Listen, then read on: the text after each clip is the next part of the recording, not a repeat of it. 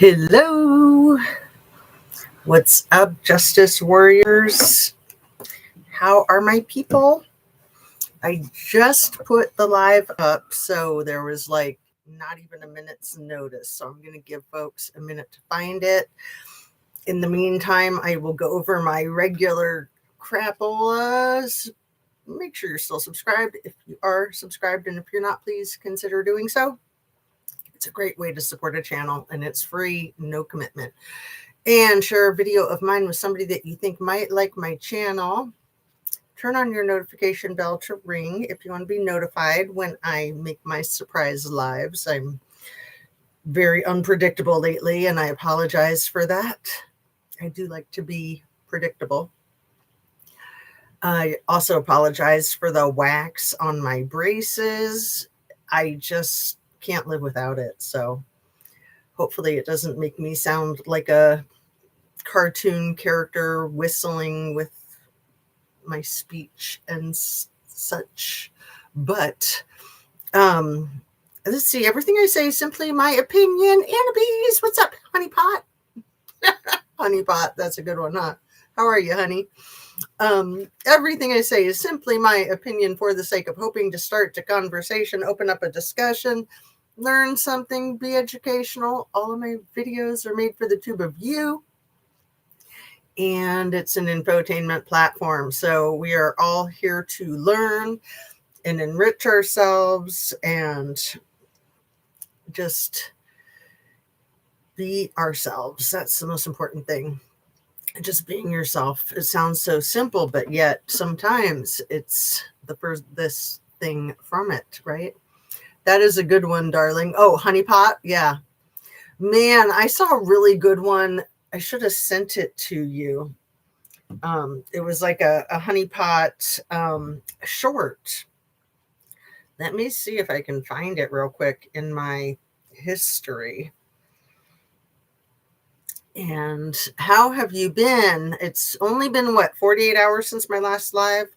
I want so badly to get back on track with doing them every day. So as you can see, I set up my little old studio, my smaller studio, to do my my live streaming in. And is the sound okay? And I have my other studio to do my yoga in. I'd been doing all of my YouTube videos in the same studio, so I'd have to like shift stuff around, but I'm trying to have it so that I don't have to shift anything around, and then it can just be a lot easier to get started. I've still been sick, but I'm feeling a little bit better. Man, that flu is gnarly, huh? I am so sorry, but I'm glad you're feeling better. Yeah, lots of fluids and protein. And I always say for anything and everything, taking hot Epsom salt baths, just to like sweat out all of the toxins. Damn, that sucks. Oh, I hate being sick. I'm glad you're feeling better, my dear, but I'm sorry that you've been under the weather. So yeah, there's a lot I want to talk about with the Tepe case. I will try not to cry. And, I'm trying to use it as inspiration to do something good in the world with potentially working with the domestic violence agency. So I'm excited about that. It's hard work, and it's something that I've kind of always wanted to do, but I've never really felt ready. And like I've said, the whole Gabby Petito thing got me closer to being ready. And as you can see, I still have my Gabby Petito pumpkin. Very symbolic. And then, Shanann Watts, there's another domestic violence case. The poor little babies, 3 freaking babies and a beautiful mom. Oh, and all for some skank. Oh, unbelievable. And Behind Criminal Minds just did a new video tonight. I don't know if you caught that, Annabise. I was so glad that I did. I was able to catch it while I was getting ready. I really like that channel. And I know Kelly with What's the Obsession, she was doing a new live right now as we speak. She and I seem to be synchronized with doing our lives. So it's a bummer because I would love to be on her panel. That's always fun. She does great work. And anyway, domestic violence cases, so many of the true crime are domestic violence in the end. Like sometimes it gets distorted and you can't really identify it as domestic violence, but it's a very high percentage. Very high percentage. Even that Pike County case that I mentioned in the last video, Annabes, that one with the 5 or 8 family members.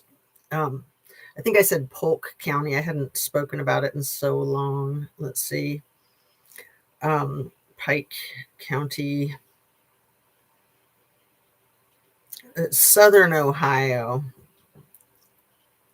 And it was, I think it was like 8 years ago now. Pike County murder, Red Rums. And so there's a lot of documentaries about it. So, wow, it was 10 years ago now, and it was 8 freaking members of the Roden family, Pike County, Ohio, shot execution style in 4 different homes, a brutal crime that shook the small community. Later, separate high-profile Red Rums occurred in the area, including what? This is why AI, you got to be so careful. Check this out. This is hilarious. It says, including the 2017 killings of Kylan Schulte and Crystal Turner. Like, that wasn't 2017. That was with Gabby Petito. That was 2021. And they're saying it was in Ohio, and that was in Utah. But yeah, I guess a lot of people get Ohio and Utah confused, you know. If you're like from New York City or Los Angeles and you don't know all those stupid states in between the two, which there are a lot of those people. Nothing wrong with them. I probably was one of them at some point. And then the 2019 Red Rums of Laura Bible and Ashley Freeman, Ronnie Busick, convicted in connection with those cases, adding to the county's tragic notoriety. Why? Like the Moab situation with Kylan Schulte and Crystal Turner, why would they say that had anything to do with Pike County, Ohio? I wonder what Moab, Utah, what county? Grand County. It's not even called Pike County. So WTF. Like I said, that's why we got to be very careful with AI, right? It's a good thing that you know what you're looking at. And if you don't know what you're looking at, just take it with a grain of salt. It's 4 inches here. I don't want to get in a bath or a shower. Oh, it's 4 degrees. 4 degrees. Yeah, I think last time I checked, just a few minutes ago, it was like 8 here. But let's see what it is now. It says it's 7 and that it feels like -5. Oh, that's funny. But a hot bath or a hot shower, wouldn't that feel good? God, yes. NK was such a skank. Oh, man, she's the worst. Absolutely the worst. The only person anywhere close to as bad as her, other than Chris Watts, is the DA, Michael Rourke. What a piece of crap. What an absolute piece of poop. And she looks like she stinks. She's just disgusting. Yeah, she's just really gross.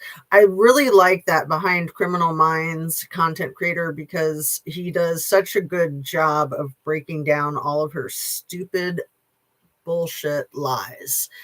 And it takes a long time to break down the stupid bullshit lies. You know, when you're being gaslit so extensively, it takes a long time to try to sort it all out, because who's got the freaking time? Who's got the inclination? You know, aren't you busy like living your life? Yes, 2021 Moab, Utah. So, Anna Bees, I almost texted you this last night, but I wanted to sleep on it. Oh, how do I say this?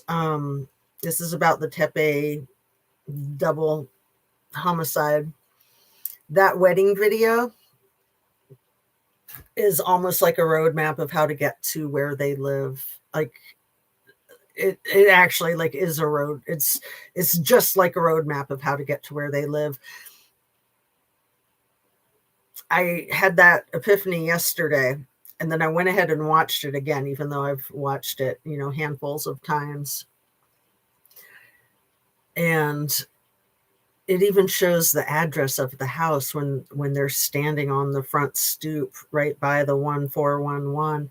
But where the wedding video starts, and it's like showing the cityscape of Columbus, I thought that was just like some random area of Columbus where it started. I didn't realize until last night that is like literally right over their house. So you're like looking down at their neighborhood. And then it ends the same way, looking down at their neighborhood. That street that they lived on, North 4th Street, is a main thoroughfare. One of the more main thoroughfares right through there is High Street, which goes right alongside of the Ohio State University. So High Street is the main drag. But when you're downtown Columbus and you go north a short distance, that's why it's called Short North, you're going on High Street and it becomes 4th Street. And then the High Street kind of jags around. But that's how main of a drag that is. And especially because Michael McKee had lived in Columbus, he would have recognized all of that instantaneously watching that video. And then it shows their house. It shows the outside of the house. You know, after the wedding in the video, they do all this cute stuff outside in the street, like literally right in front of their house. It's just like, it just breaks my heart if that is how he knew where to go. And my guess is that very well could be exactly how he knew where to go. I don't think she was on Nate's camera, but I think she was there. Yeah, I know all that discussion about whether that was her or not. It's a hard call. I kind of think that she might have been on Nate's camera, but I totally agree with you that she was absolutely there. Absolutely. When did the BIL post the video? And that's the one I was just talking about. Behind Criminal Minds, right? Is that what you meant? Behind Criminal Minds is just like 2 hours ago. It was a premiere. So it was well done. Very well done. He really caught her in some of the lying that I had never quite like knit it together like he did. And no, the brother-in-law. Oh, thank you. I'm like, Behind Criminal Minds, you got your letters all wrong. When did the brother-in-law post the video? I think the brother-in-law posted the video 4 years ago is what it says on YouTube. So the wedding was 5 years ago. In a week, it'll be 5 years, the anniversary of it. And I don't know if they got married on January 30th, 2021, or if they might have gotten married the month before, and then that was their ceremony with the family. But so it was shortly after COVID, and I think that's probably why they had a home wedding. I mean, maybe they would have had one anyway, but I think it was at least 6 months before he posted the video, because I did look at the details to see when exactly it got posted. And I think when I first discovered it a few weeks ago, it was probably through Paula Plunder. So let me give her a shout out. It wasn't like I just stumbled across it on my own. But when I looked at it, I want to say it only might have had a couple hundred views. And I think that Rob Misla, the brother-in-law who videotaped it and edited it and put it up on his channel, I think he only had like 100-ish subs. And I think he might have close to like 1,000 subs now, 2 weeks later. And the video's probably been viewed like maybe 20,000 times, something like that. I would think it will keep getting more views. And, you know, it was a beautiful wedding. I mean, they're so cute together. They're just adorable. You can really see the excitement of how much they love each other and how happy they are to have found each other. I mean, it just makes you feel young again to watch it, doesn't it, Annabise? So yeah, I'll link it up in the description. I have it linked up in the description of my last few videos, but the channel is Rob Misla, Misleh, I think. And then he's only got like 20 videos on there, and it's like midway, like a few videos deep, you know. It's probably like the 8th video or something, I forget. Anyway, so MM knew where they lived for a while. Well, I'm kind of thinking, I don't know. I mean, there's been rumors. People have said that neighbors, just sheer rumors and hearsay. It's been said on some YouTube channels and some mainstream media, but I still don't believe it. And it might be true, but I don't buy it, that neighbors said that they saw him standing outside of the house on the sidewalk in recent weeks or something. And I'm like, I don't think so. It's possible, but I don't think he would have done that. And I don't think he needed to do that. I think that he could have done all of the recon that he needed to do by watching that wedding video. I hate to say that, but if you keep that in mind and watch it again, you'll see exactly what I mean, especially now being able to identify that the cityscape at the beginning and at the end is like a drone right over their house. So again, if you went to OSU, the Ohio State University, if you went to school there and lived there in Columbus for a long time, you're going to recognize that area anyway, because it is literally right around the corner from the college campus.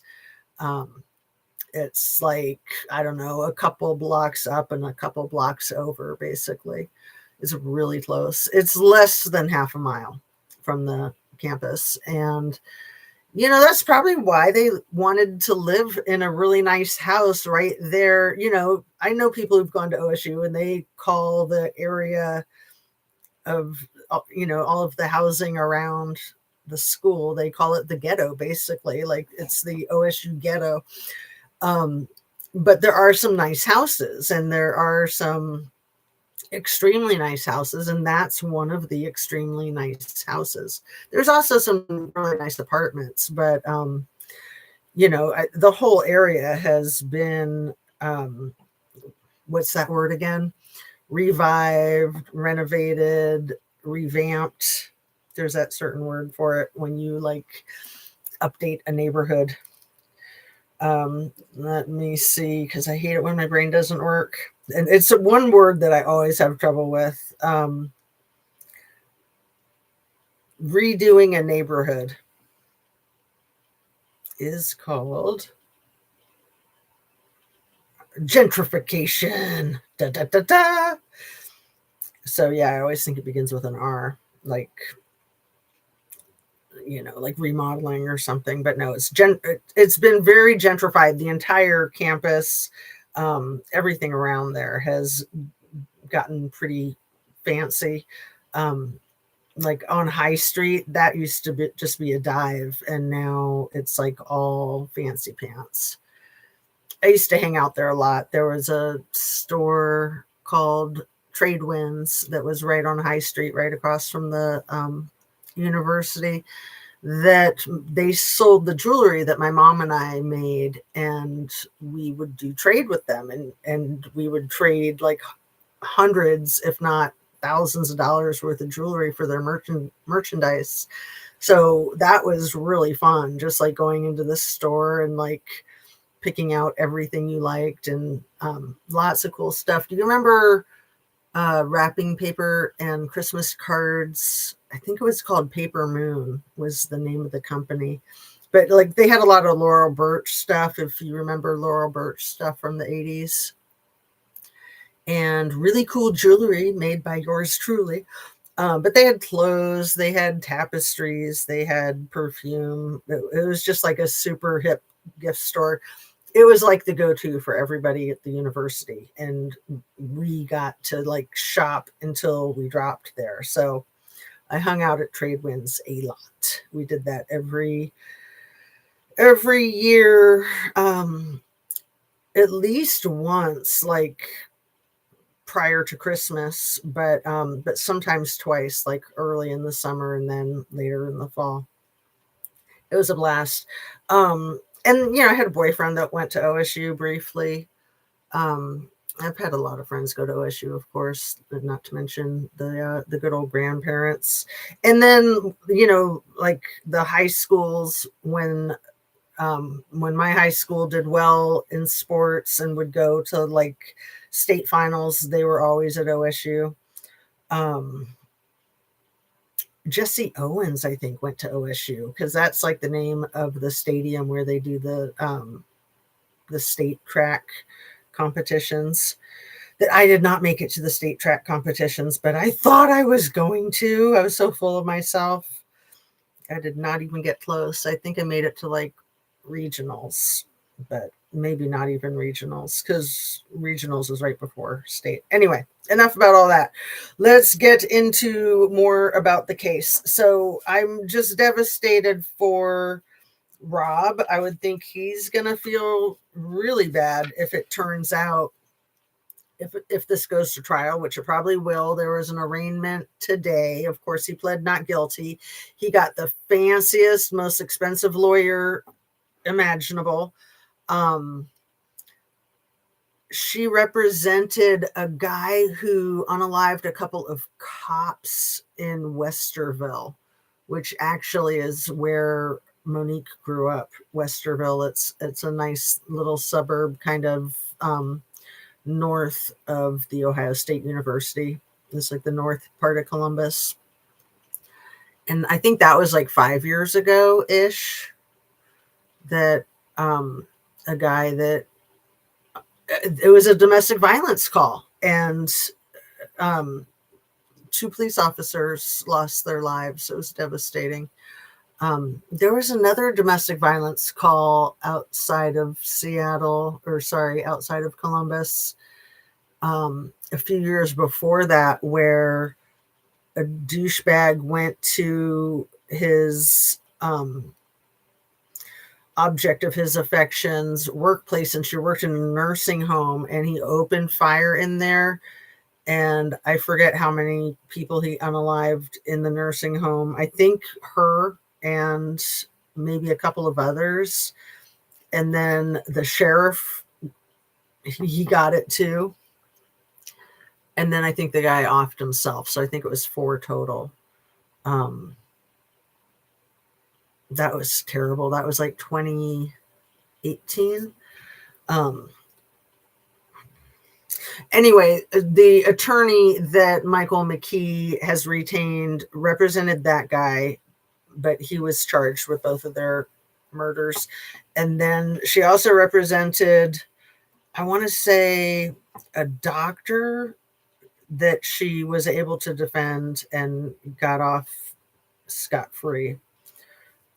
And I don't think his was domestic violence. I think his was malpractice, that he was like intentionally unaliving his patients. I forget. Hold on. Let me look at that. Nursing home, domestic violence shooter, killed sheriff in, what year did I say it was? Like 2018, 2017. 2017, Ohio. That was just awful. Mhm.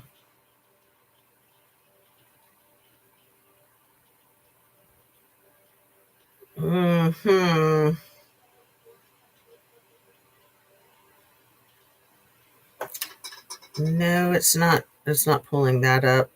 I'll look into that.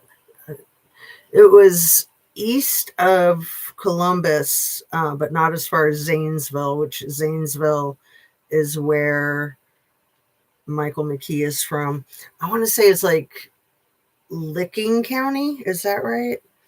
Licking County Sheriff shot 2017.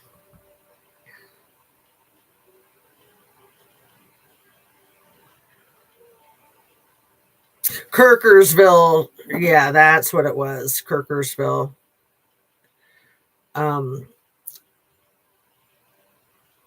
Let's see. It was the police chief and 3 others, including the shooter, deceased after an attack at a nursing home, May 12th, 2017. That was so sad. So is Kirkersville Licking County? What county is Kirkersville, Ohio? Yeah, Licking County. See, my brain does work sometimes. Isn't that exciting, Anne Reese? So anyway, I want to get more focused with my notes and less with my phone, so I apologize.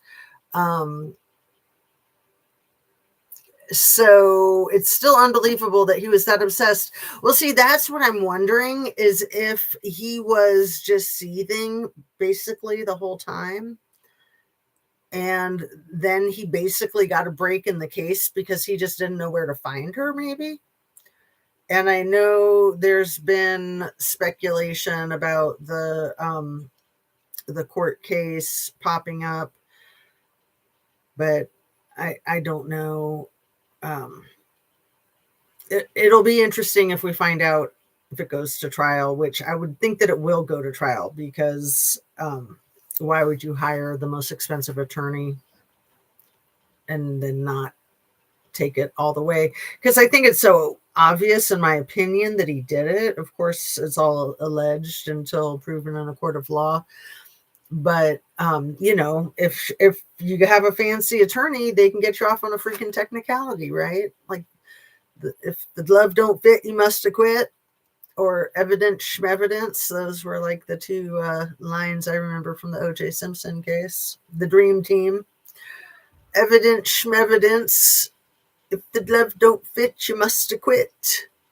That was so stupid.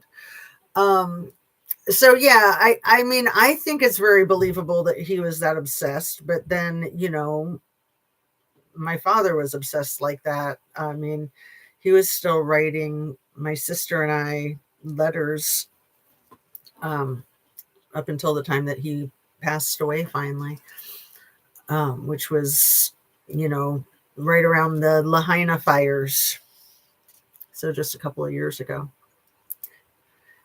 And I believe that he was in the Lahaina fires, but I don't really have any way of knowing that for sure. I mean, I know that he was in Hawaii, and it was around that same time.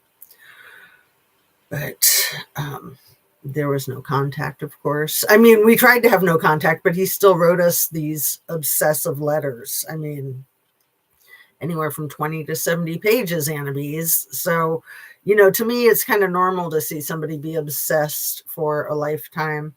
I've had 1 or 2 boyfriends that were pretty obsessive too. I mean, it's no surprise that I was drawn to guys like that, having had a dad like that, right?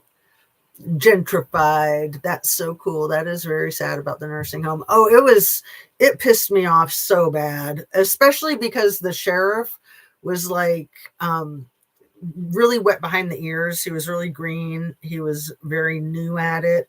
And I don't want to blame the victim, but he just wasn't trained that well. He was like, he went from being part-time, a part-time deputy, to being the full-time sheriff.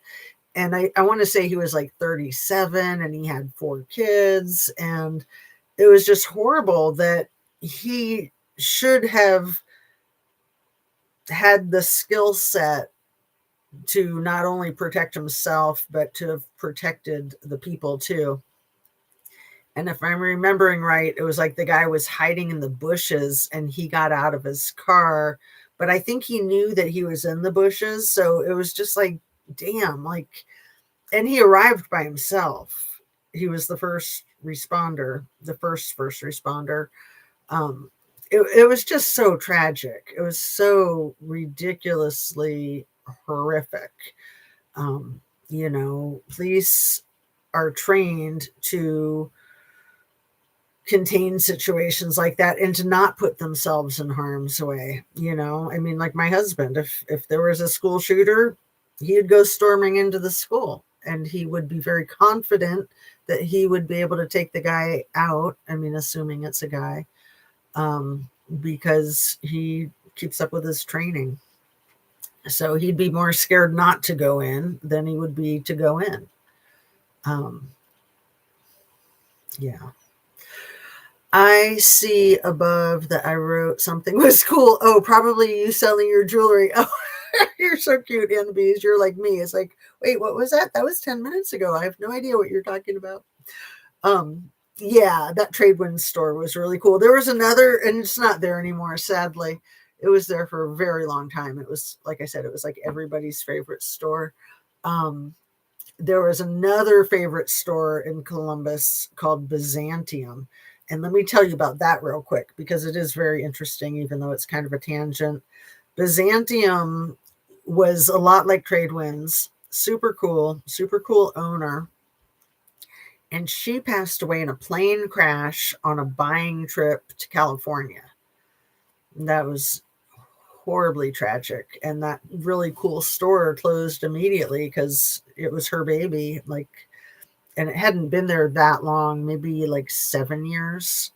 You know, Tradewinds was probably there for over 20 years. And it was probably the same owner the whole time too. So anyway, that Byzantium case was so freaking sad. I couldn't believe it. When she passed in a plane crash. That was in the 80s. And like, I'd just never heard of a person in real life passing away in a plane crash. You know, they were so far and few between. It was almost like folklore. It was like, what? A real plane crash with real people and real lives lost? And I want to say it crashed like mid-flight. It didn't crash like in takeoff or landing. It crashed mid-flight, like maybe in Arizona. Again, okay, I'm going to look at my phone because when I come up with these random ideas, I like to know what I'm talking about.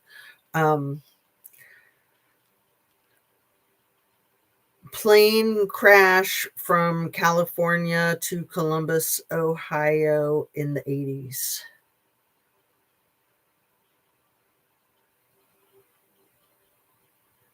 I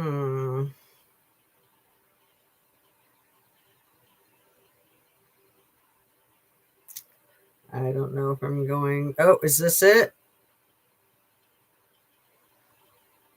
August 31st, 1986.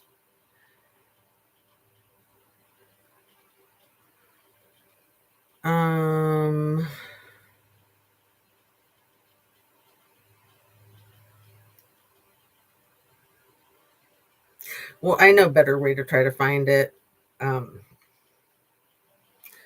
Byzantium owner from Columbus, Ohio, dies in plane crash returning from buying trip in California.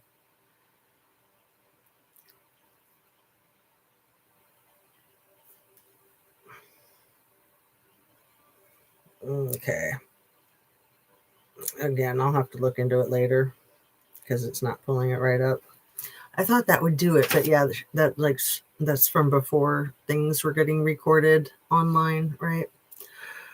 When I'm watching a cop show, I'm always yelling at the TV, "Wait for backup." Yeah, I know.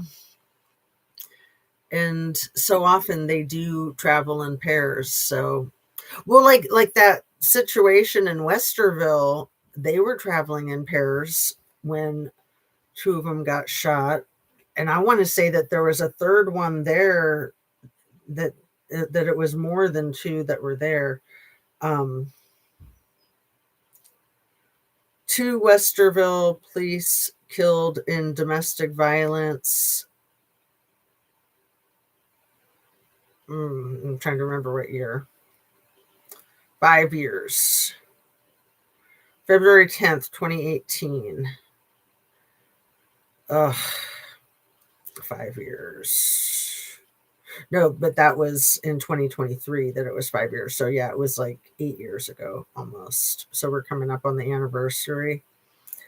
And Quentin Smith, that was the guy who had the same attorney as this douchebag Mike McKee. Yeah, that was absolutely devastating.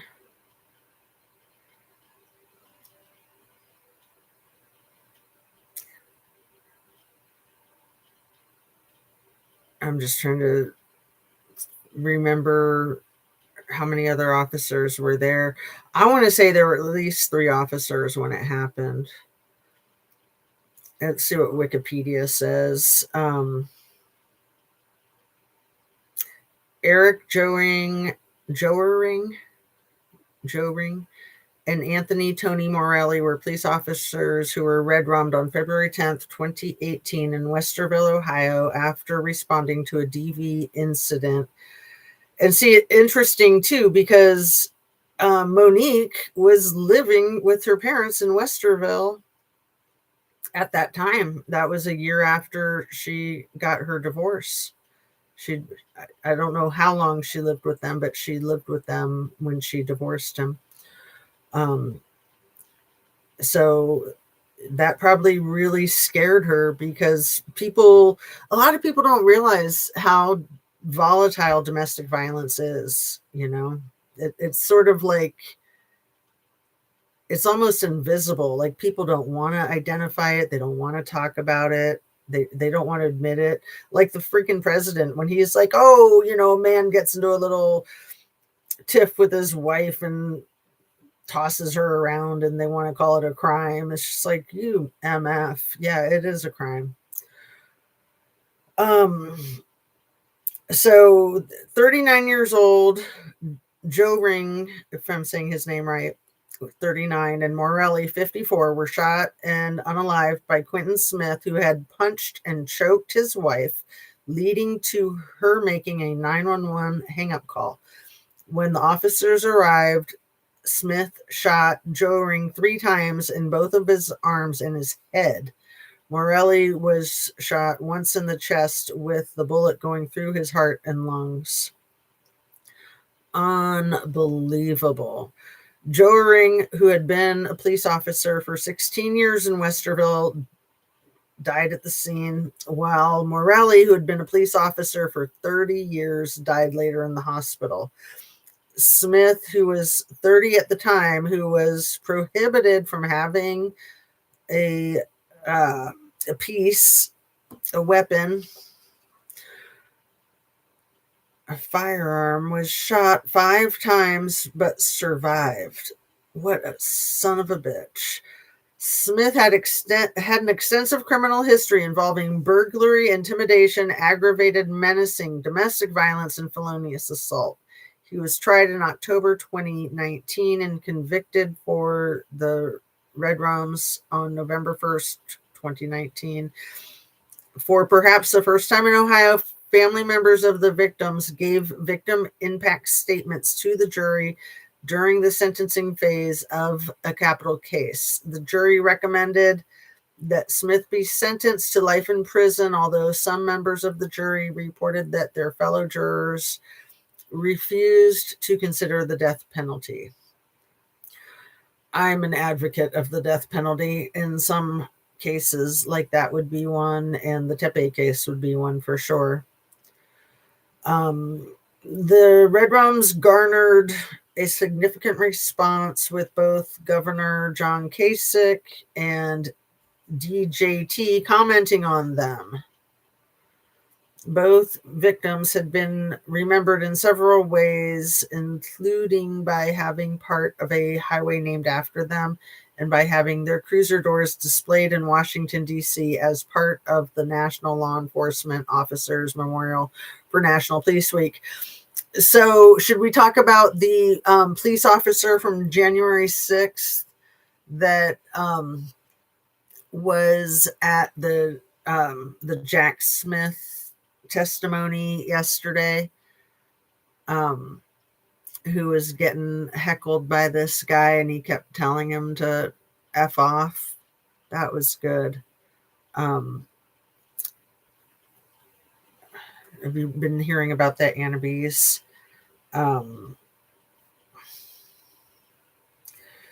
Jack Smith.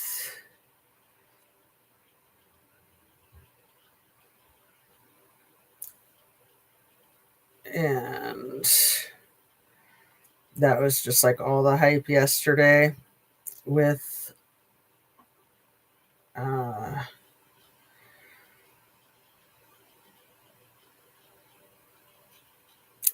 Jim Jordan was the one handling the thing. That guy is such a piece of crap. Do you know what he looks like, Annabise? He's horrible. He's a freaking monster. He's the guy that covered up all of that SMEX abuse at the Ohio State University in the athletic department. And now he's one of the Trumpster fire's right-hand men. And he's the House Judiciary Chair, Jim Jordan. He's so gross. Here, let's see him for a second. Congrats. You're everyone's no. Let's see his butt ugly face, man. He is absolutely the worst. Let's see.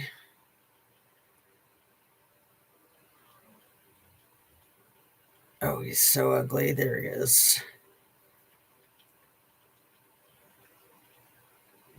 Pardon his family. You saw him give preemptive pardons to the people who were on the January 6th committee. So President Trump can use the pardon power however he wants. That's a unique power, right? Exclusively that resides with the president. He chose to exercise it that way. Are you comfortable with it? I think the whole country is comfortable with it because we elected President Trump as president. He can then make No, we didn't. I do not believe that our country elected him for president. I totally think that was Elon Musk and Daddy Vladdy lying, cheating, and stealing. So I guess the only reason that they couldn't lie, cheat, and steal the 2020 election was because of COVID, because of all the mail-in voting, that they just weren't prepared for that because they were, they knew how to do it with all the voting booth electronic data, in my opinion, but not with all the mail-in votes, which is why they hate the mail-in votes, just like they hate the windmills. Windmills are stupid. What was it that Biggly Piggly said yesterday? He just hates windmills. People who buy windmills are stupid. Like he said that to Dutch people. People who buy windmills are stupid. That's nice. What a douchebag. And then that whole thing with Greenland. OMG. What a waste of everybody's distraction from the freaking Trumpstein files, right? And then all this stuff like back and forth with Sasha Riley. Like, is it real? Isn't it real? Is Sasha Riley a real person? Is his story valid? I don't know. I don't know. Like, I thought that it was getting vetted and clarified that it was, but I'm back to not knowing. And again, it's like we just have to be careful because it's so easy to get tricked with artificial intelligence and psyops and all of that crap and liars. And then if you get tricked, then it just muddies the water. It just, again, it's a big distraction, right? And then you can say, oh, well, then all of the victims are lying. If Sasha Riley's lying, then everybody's lying. It's like, no, that's not true. Yeah, there's Lisa Phillips, one of the survivors who has her own YouTube channel and has been really active with filing a lawsuit. And she actually hired the guy from Legal AF, Michael Popak. So he's her attorney suing the DOJ over their taking their sweet time to roll out the Trumpstein files when they're already a month late and breaking the law, violating the law that Trumpster Fire signed into law. So Michael Popak has filed a lawsuit on Lisa Phillips' behalf, and I think that there's other victims that are doing the same thing. So I just watched a video of him interviewing her this morning. I'll put a link to that in the description. Anyway, let's see. I'm for the Smith penalty in some cases too, like Letitia Staunch and Stephen Stearns. They should have got the Smith penalty. Well, and Chris Watts and Nicole Kessinger too, right? No, I don't know. Oh, yes, I know who he is. I don't know if it's true about Sasha Riley also.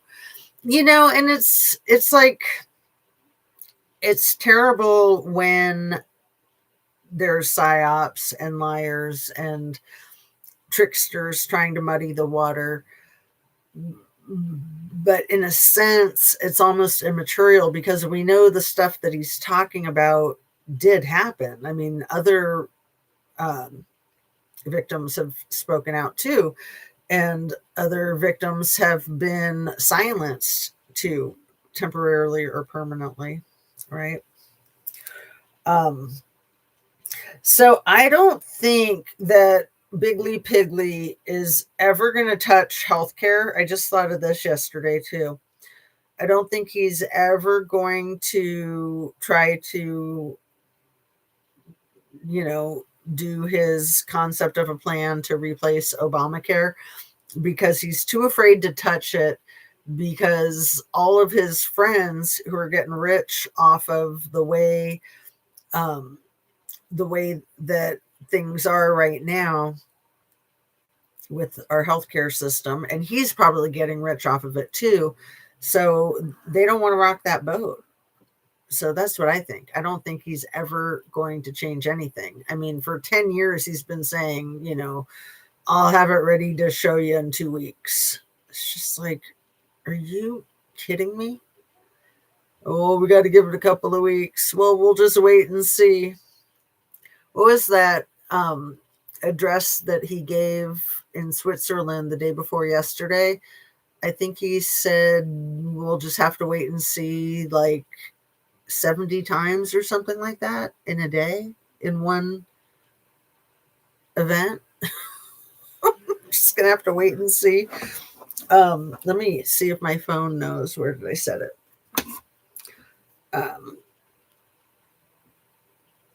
Let's see.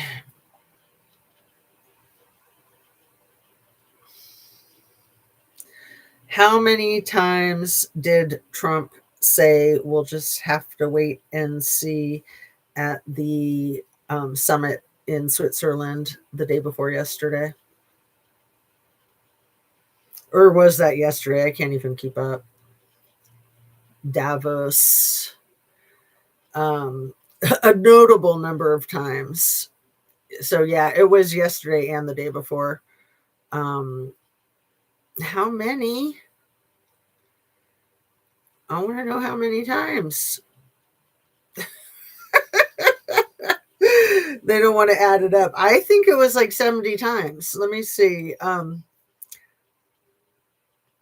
many times did Trump say we'll just have to wait and see?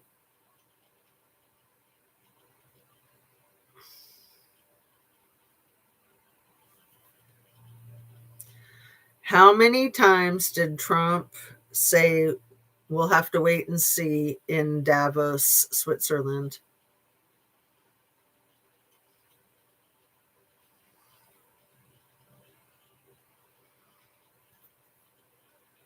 Let's see, AI, what say you?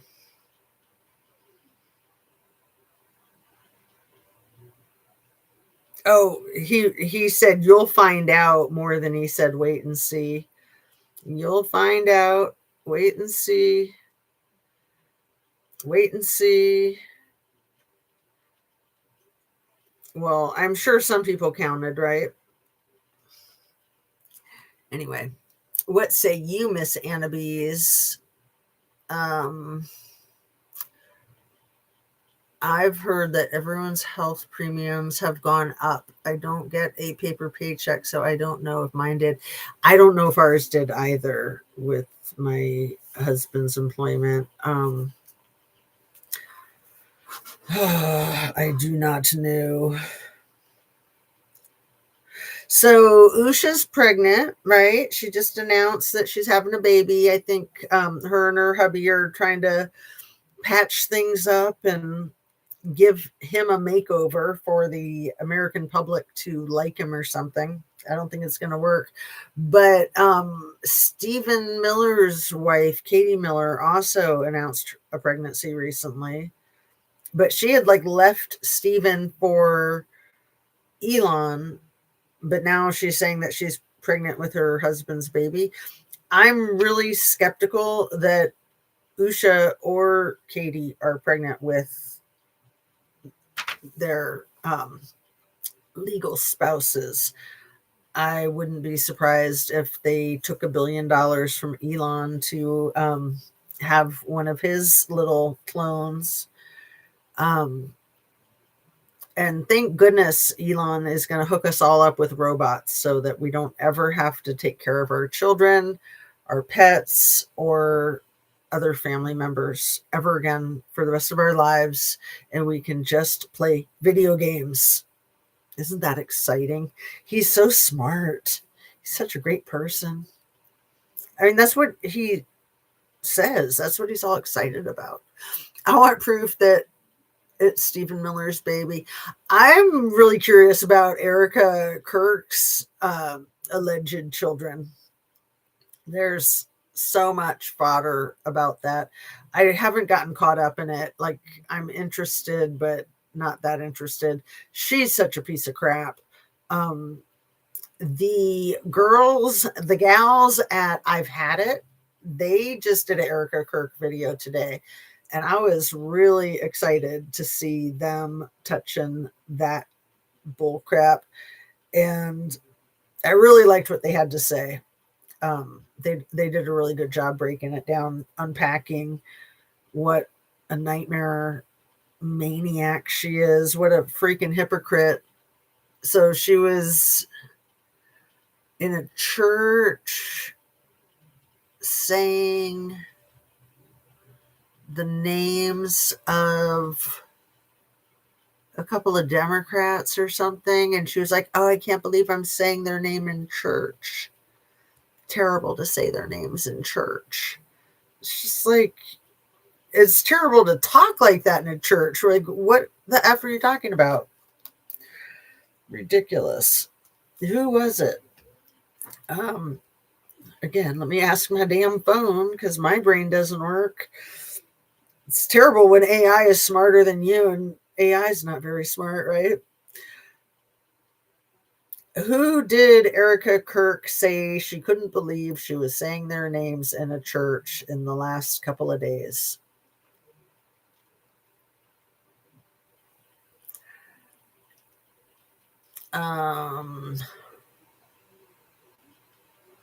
Rachel Maddow and Jimmy Kimmel.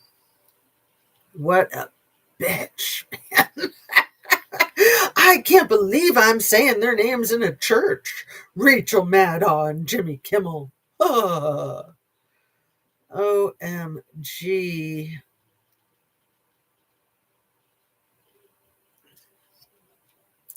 She's just such a piece of crap, man. I guess she's some kind of princess born into some kind of royalty in a way, with her father having worked on the Iron Dome in Israel or for Israel back in the 80s. Her mom working on, what did she work for? The Homeland Security. And she's worked with like electrical grids. Like basically, I think her mom knows how to shut down an electrical grid in a apocalypse, in a pre-planned apocalypse. And then her granddad had something to do with, like, he was a major banker. Erica Kirk's granddad. So she was just like born into this crap. Erica Kirk's grandfather, Carl Kenneth Franz, born in Sweden, immigrated to the US, died at the age of 94 in 2016, had 4 children. Who is he? Let's see.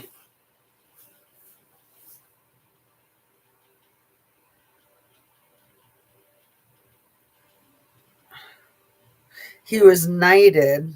I remember that.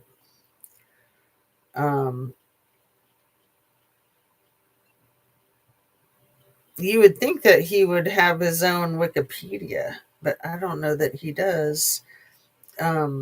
She does. Let's see. Maybe he does. Carl Kenneth Franz. Carl Kenneth Franz. It's just a funny name. No, maybe he doesn't have his own Wikipedia.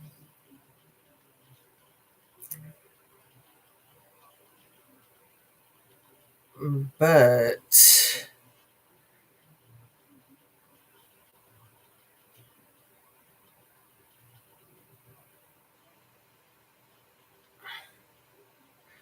I thought there was some really significant banking crap with him, like really high and mighty in the banking industry. You know, like the Hamburglers, Annabes. We haven't talked about them in a long time. The Hamburglers and the Kylie Rodney case. Their banking genes went back many generations. Nick Hambricks, the Hamburglers. Hambricks banking history.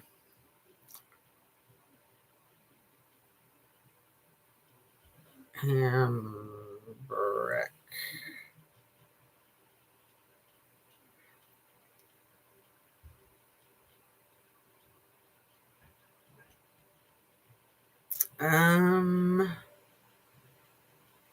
Wasn't that the Hamburglers' last name? The Hambricks?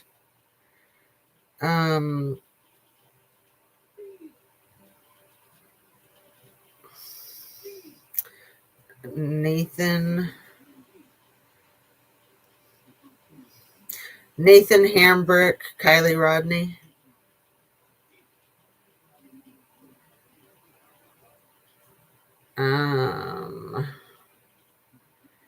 Oh man, they scrubbed it.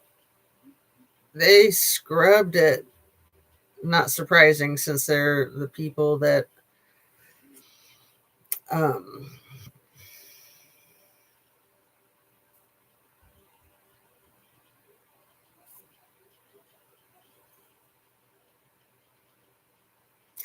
dated Nate Hambrick.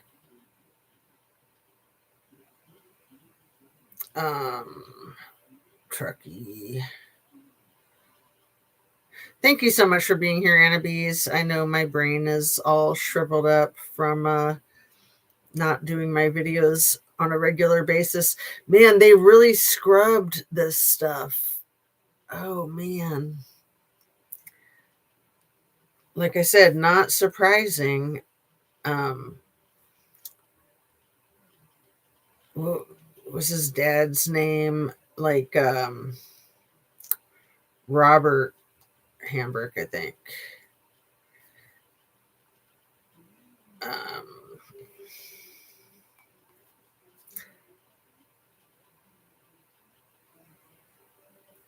The neighbors.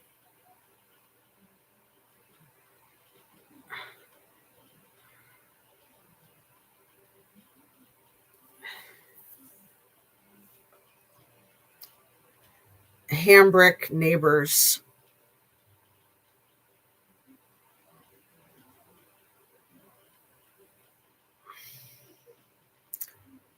Scrub a dub, man. That just makes them that much more suspicious, doesn't it? He was one of the last people to see her alive. He was hanging out with her that night. Give me a break. The fact that they scrubbed his name out of everything.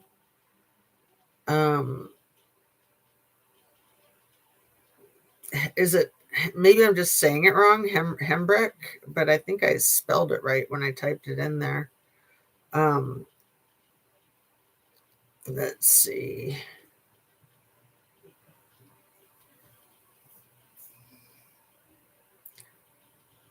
Bob Hembrick.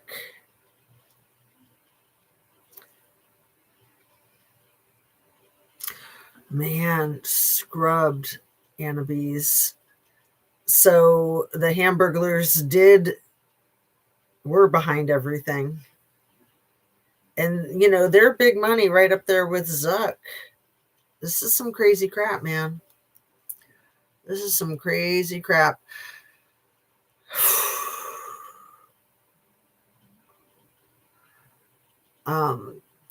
Oh, wait, Erica's pregnant?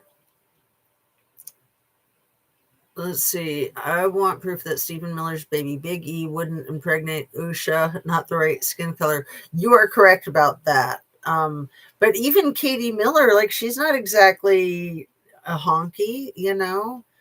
I mean, these white supremacists who are married to women who aren't exactly white is creepy AF. I mean, Vance doesn't even think that his kids are like biracial. He's stupid. I mean, he has a law degree from Yale, but I guess you can be stupid and get a law degree from Yale. I mean, he's proof, right? You wouldn't think, but I mean, look at the idiots that, like the douchebag that taught at Harvard for 60 years, and he's a dumb MF, that Alan Dershowitz freak. Oh, man.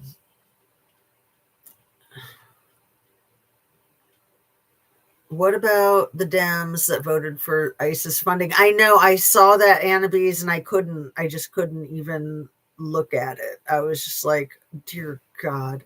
I mean, of course, I would think Chuck Schumer and Hakeem Jeffries, which smarmy MFs, absolutely smarmy, just sellouts. Yeah, it's strange that Erica is pregnant. Is Erica pregnant? I don't think Erica's pregnant. That'd be hilarious because that would be a baby out of wedlock. Let's see. Is Erica Kirk pregnant?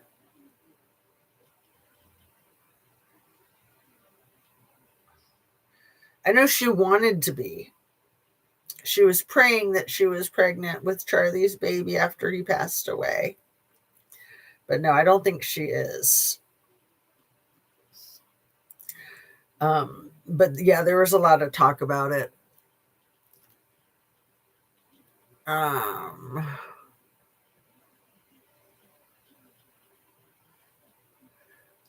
So yeah, I don't think Erica's pregnant, Annabise, but I think Usha Vance said she's due in like June. So it's like she's just at the end of her first trimester. Like that's kind of early to be sharing it on a national platform.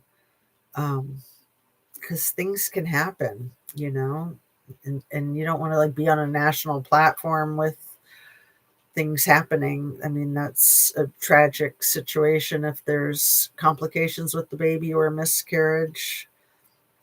I mean, I don't think there's anything wrong with people knowing about it. I think it's good for people to discuss those things openly and honestly because it's very, very hard to go through that. And there's such a stigma for talking about it.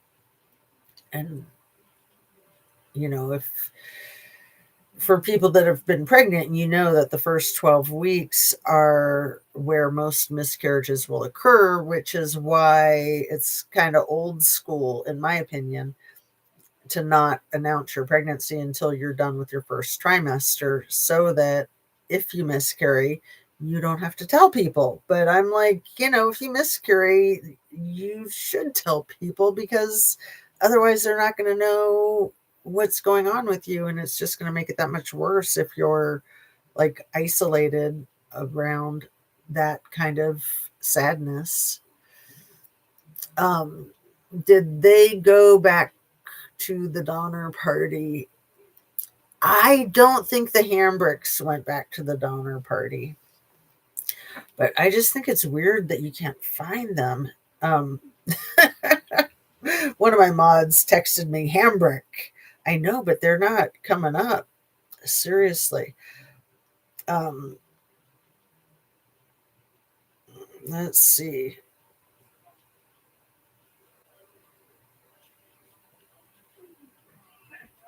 Bill Hambrick, American investment banker, 91 years old. Let's see. The Hambrick family.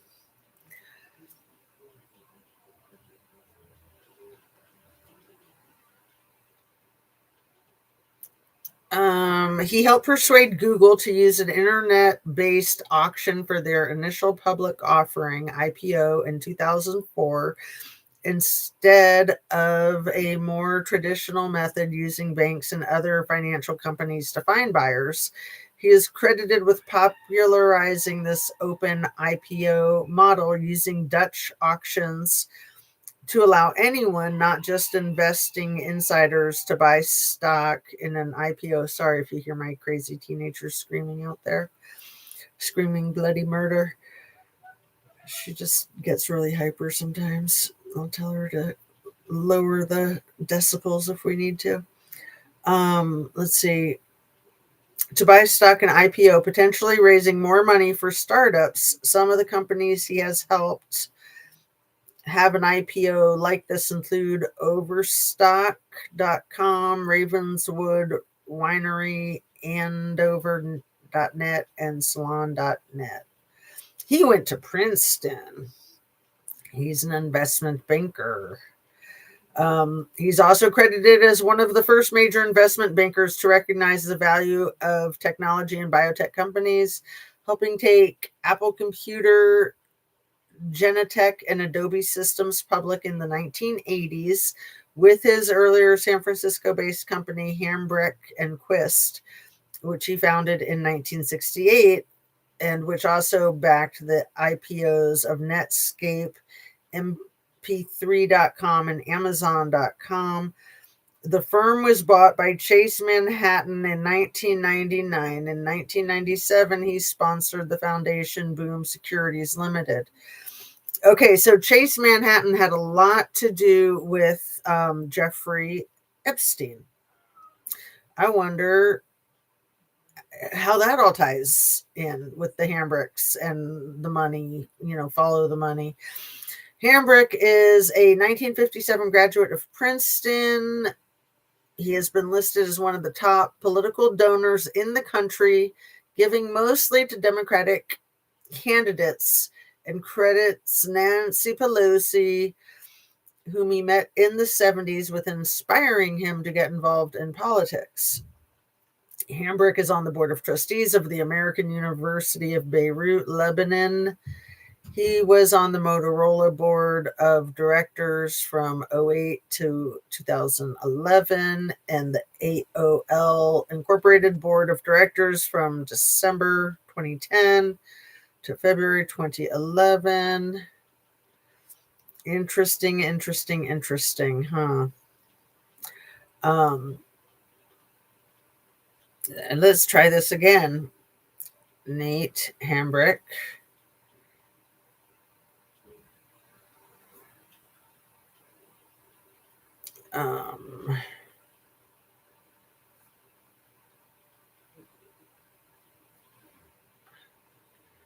Kylie Rodney.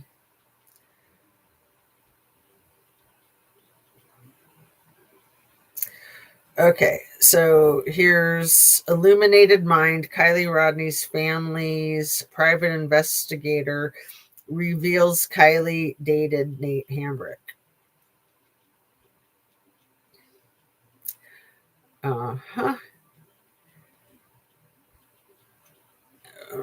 What's the obsession?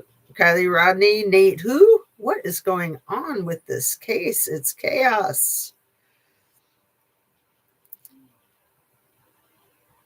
Okay. So yeah, when you look at the Hambricks high financing connections, and then the Scammy Smith's family with the high financing connections, and then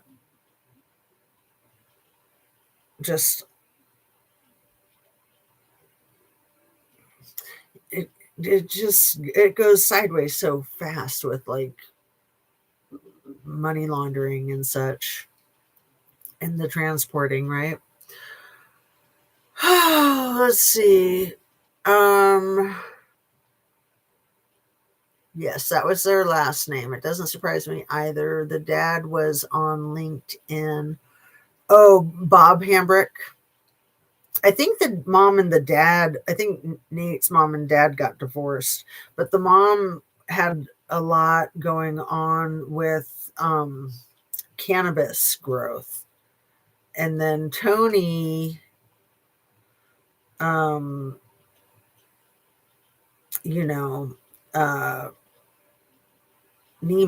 Tony Neiman also had a lot going on with cannabis growth.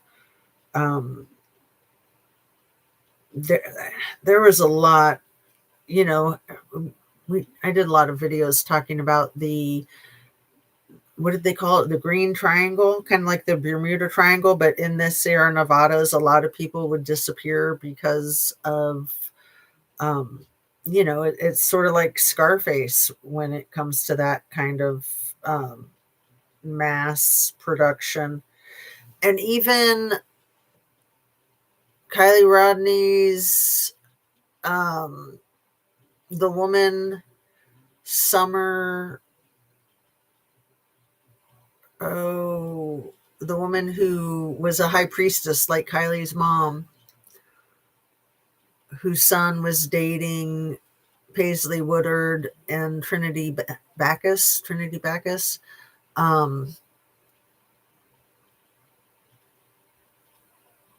the house where Trinity Backus was at, they had all kinds of growth going on at that house. The house where Trinity disappeared from when she was found deceased 2 days later.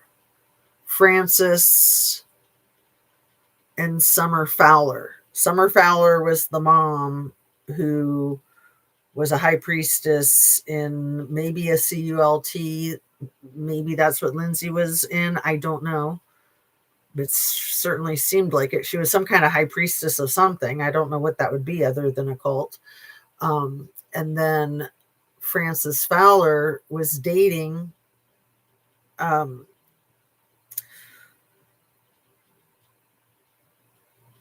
Trinity Backus when she disappeared, which was almost exactly a year to the day after his other doppelganger girlfriend, Paisley Woodard, was hit by that car and passed away. To be a 17-year-old and have two girlfriends that are doppelgangers that pass away almost a year to the day. Coincidence? Coincidence. So yeah, I thought I heard that Erica was pregnant. Anna B says, I think there was a lot of fodder around it at the end of last year, so just a couple of months ago. Who knows with her? I mean, you know, she seems very puffy to me, like her hands and her face. It makes me wonder if she might have like a problem with alcohol, because she too says she doesn't drink alcohol, but then there's videotapes of her drinking alcohol. And a lot of things can cause that kind of puffiness. I mean, eating too many Doritos, right? But I think alcohol in particular. And I mean, maybe she's just retaining water because it's that time of the month or whatever. Who knows? But she's probably packed on a few pounds, and so you know, maybe emotional eating with all the crazy going on with whatever happened with Kirk. Yeah. The iHip girls, the I've Had It podcast, they made some comment and I was laughing as hard as Angie was laughing. Jennifer said something about Erica Kirk dry humping JD Vance on the stage. And poor Pumps was just like cracking up like she was going to pee her pants. And I was just sitting on the floor folding clothes, doing the same thing. I was cracking up. I looked at the screen and saw that she was like laughing as hard as I was. Dry humping on the stage. It's those leather pants, man, reminding him of his favorite couch, right? I looked it up. You're right. She's not pregnant, but there was something on Facebook announcing she was pregnant. Maybe someone just posted that. Yeah, I think there's a lot of that. But I mean, it certainly seemed like they were trying to make a segue for her and JD Vance to become a thing, and then that kind of soured. So now Usha's mass producing more babies for him to try to revamp his career. It's not going to work. Oh my goodness, what was it that he was at yesterday or the day before where he was looking like such a freak? I think he went to Minnesota today, but where was he yesterday where he was wearing this like long black coat and he was giving this speech and he just thought he was all of that in a bag of chips. Mr. Fancy Pants. JD Vance in a long black coat giving a speech yesterday.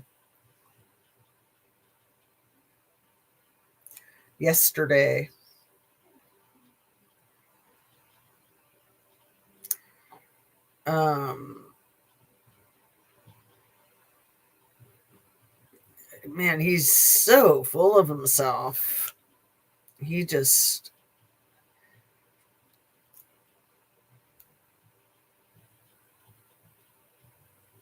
Families and more babies. More babies. So let the record show you have a vice president who practices what he preaches.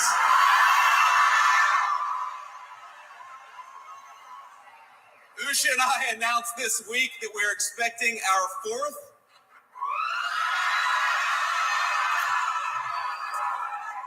And it will be our third baby boy. So we'll take whatever prayers you can give. We certainly need them. And today, our administration is proud to announce. They're already announcing the gender. That's insane. Our fourth and our third baby boy. I mean, I have 4 kids and I'm very proud of that. And I feel very fortunate to have 2 boys and 2 girls. But it's like he's trying to brag that boys are better than girls and he has more boys than girls. What a piece of crap, man. For him to use a fetus as a political stepping stone. What a sick piece of shit that man is. I'm just going to say it straight up. A very sick piece of crap. Where's Billy, darling? She's not here. Annabise, it's just you and me and my other mod that's watching that's not commenting. Let's see. Fowler. Did I say Fowler? You said Fowler. I think I said Fowler. Did I say something else? Francis Fowler, Sunshine Fowler. Yes, alcohol does make you look puffy. Oh man, when I used to drink, I would get like the puffy eyes. It's not good. Those girls are so funny. I know. Pumps and Jennifer, Angie and Pumps. I forget which one. I think Jennifer's the one that just moved to New York City. And then Pumps is Angie, who still lives in Oklahoma, and she's an attorney. But they both were on like the Housewives of Oklahoma. Like that's where they got their following and made their connection. The Real Housewives of Oklahoma. They should have like the Real House Husbands of the White House, starring JD Vance and Pete Hegseth. OMG. So yeah, I was gonna show that thing about the honey pots. I picked up my phone. That was the first thing that I was gonna look for, and then I got distracted. Imagine me getting distracted, huh? It was a short. I think I'll be able to find it. Yeah, here we go. I'm going to watch it.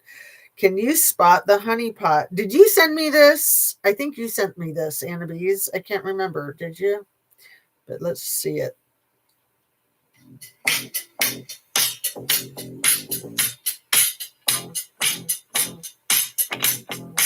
There's Vance and Usha.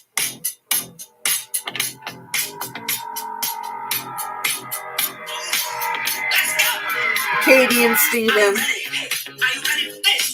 Erica and Charlie. Donnie and Melania. Jared and Ivanka.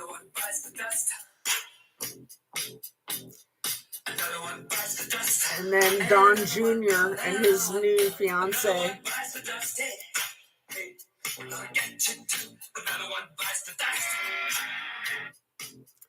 So his new fiance, sorry, I'll put a link.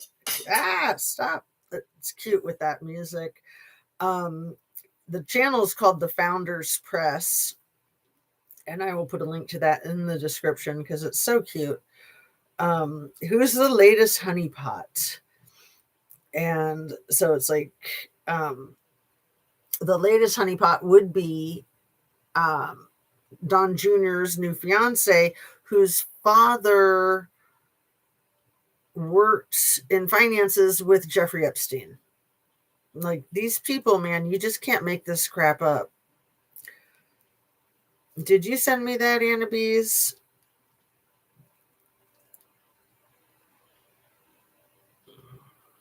thought somebody sent it to me. I didn't think I found it on my own, but maybe I did. Yeah, you did not. I might have found it on my own. Imagine that. Why are they all screaming like he's Elvis? I know, with the JD Vance thing, because they're paid. They're, I mean, I remember the first time I saw like Bozo the Clown in person in Washington, D.C. when I was 5 years old, and found out that the applause is all fake. Like they have the applause sign come on and then you're supposed to clap. The whole thing was such a disappointment, and just so it just like burst my bubble. I thought that that stupid clown was really cool, Bozo the Clown, and then I just saw how fake he was. And when he would like put his hand over his eyes and spin around to pick a kid out of the audience, he would cheat. He would do this. And I was 5, and I just felt like kicking him in the shin, being like, "You're a big fat cheater, you liar. It's all fixed."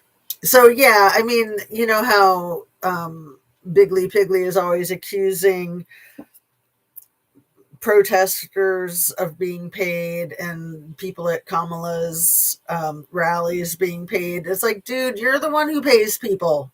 Come on. Every accusation is a confession, right? Okay, so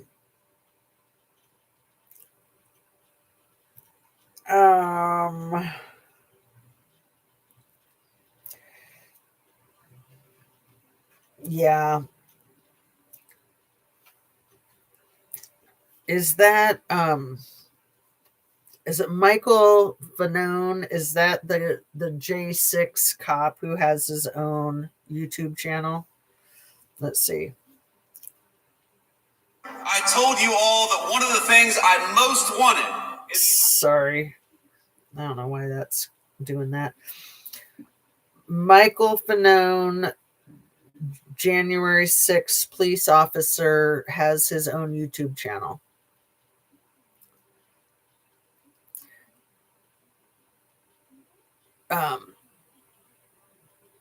Yeah, he was the one who was telling the guy to F off at the Jack Smith hearing yesterday. He is such an awesome individual. I mean, this guy that he was telling to screw himself, the guy's name is Ivan Rakelin. He's threatened to grape this January 6th officer's children. Ivan Rakelin has threatened to grape Michael Fanone's children, and then he's trying to harass him politely at this event. He's such a disgusting piece of crap. Michael Fanone, for people who don't know, is one of the J6 officers who was brutalized, and I think he retired right after that. I don't know if he got like medical disability or what. I mean, he was so traumatized. He was a former DC police officer, and what he did yesterday was phenomenal. What does let's see, Wikipedia, what does he have with him? So yeah, this guy has his own YouTube channel. I think he's on Midas Touch sometimes. What does Wikipedia say about Michael Fanone? An American law enforcement analyst, author, retired policeman. He worked for the Metropolitan Police Department of DC from 2001 until his retirement in 2021. He was present at the U.S. Capitol during the January 21 attack and testified with his colleagues in front of the House Senate committee investigating the attack in 2021.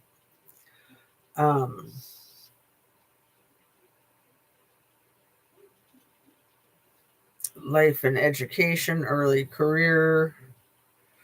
Let's see, what does it say about during the January 6th attack on the Capitol, Fanone, who was not scheduled to go on duty until the afternoon, self-deployed in response to radio calls for assistance.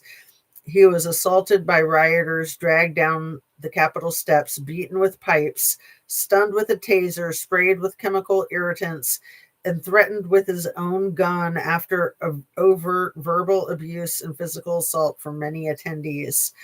Fanone suffered burns, a heart attack, a concussion, a traumatic brain injury, and was diagnosed with PTSD as a result of the attack. Alongside fellow officers Harry Dunn, Gonell, Daniel Hodges, Fanone testified before the U.S. House Select Committee on the January 6th attack, in which he discussed his experiences with rioters that afternoon. In the testimony, he noted, at some point during the fighting, I was dragged from the line of officers and into the crowd. I heard someone scream, "I got one." As I was swarmed by a violent mob, they ripped off my badge. They grabbed and stripped me of my radio. They seized ammunition that was secured to my body. They began to beat me with their fists and what felt like hard metal objects. At one point, I came face to face with an attacker who repeatedly lunged for me and attempted to remove my firearm. I heard chanting from some in the crowd, "Get his gun, kill him with his own gun." In June 2021, Fanone asked Kevin McCarthy and other Republicans in Congress to denounce the January 6th conspiracies. Due to physical and emotional injuries, he returned to limited duty in September of 2021, working in the Technical and Analytical Services Bureau. Fanone retired from the police force effective December 31st, 2021. He was quoted by media outlets as stating that he felt he needed a change as he could no longer trust his colleagues, as it seems some were more loyal to Donald Trump than to the Constitution. On June 21st, 2023, Daniel Rodriguez, one of the men who had attacked Fanone with a stun gun during the riot, was sentenced to 12 and a half years in federal prison by Judge Amy Berman Jackson. On July 28th, 2023, another attacker, Thomas Sebeck, was sentenced to 50 months. Sebeck had been arrested in March 2021, but was released from jail that October to await trial under house arrest. However, on January 20th, 2025, Trump pardoned over 1,000 rioters, including Rodriguez and Sebeck. Disgusting. I'm glad I shared that with you, though. Hey, Raised from Perdition, look at you. Nice to see you. So nice to see you. I saw Bozo the Clown too, but I don't know who he was, so I didn't get all the hype. But I didn't know who he was, so I didn't get all the hype. That's so funny, Abby's. Did you see him in Arizona? That's hilarious. Hi, Jazz and Ann Bees. I just got home from work and I'm putting groceries away, so I won't be commenting, but I'm here. So lovely to see you. Yes, I think Keith Edwards called that Ivan guy a thumb. That made me laugh so hard. Yeah, Keith Edwards is awesome, isn't he? Let's see. And Mrs. Amir, what? Did you get your bracelets? Tell me you got your bracelets. I'm so happy to see you. I want to know that you got your bracelet. Please, fingers crossed. If not, I can follow up with my friend. Yeah, she just got back from another trip to South Africa for Christmas too. Yes, in Arizona. That is hilarious.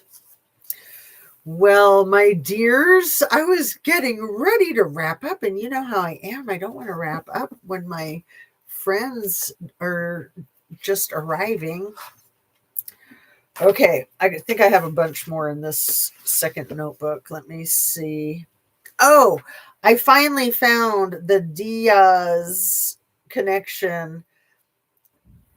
For anybody who's curious, Michael David McKee that had married a man 2 weeks after Monique and Mike got a divorce back in 2017. Different Mike McKee married a man named Hede, Hedye. I'm not sure how you say that name. I think it was Francisco Cantizano Diaz. So maybe Hede. Is that how you would say that first name? Hedye. Hedy. Anyway, let's say Hedy F. Cantizano Diaz. And so they had a cleaning service and a construction service. But like I said, that was a totally different Michael McKee, even though it was in Columbus.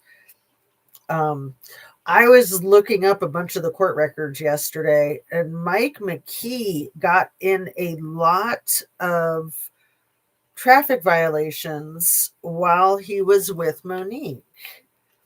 The ones that I saw online, let's see. The first one was August 13th of 2009, and they started dating, I'm pretty sure, in 2009. If not, it was before 2009. So that was for having a traffic control device, and he pled no contest. And then in August of 2011, he was speeding 60 in a 45 zone, and that was dismissed when he paid his fine. And then 3 years later, October of 2014, he was going 50 in a 35 zone, and he failed to appear in court. But both of those, the cops might have been nice to him and writing a lower speed than what he was going, since it's like a round number, 60 and 50. And those are both exactly 15 miles an hour over the speed limit, because if you're over 15, it bumps it up to a higher fee, but maybe a worse crime too. I'm not sure. I know for sure it's a higher fee. So they might have been doing him a favor and saying, well, we'll just call it 60 and we'll just call it 50, so that he didn't get burned on his insurance as bad. But then in November of 2016,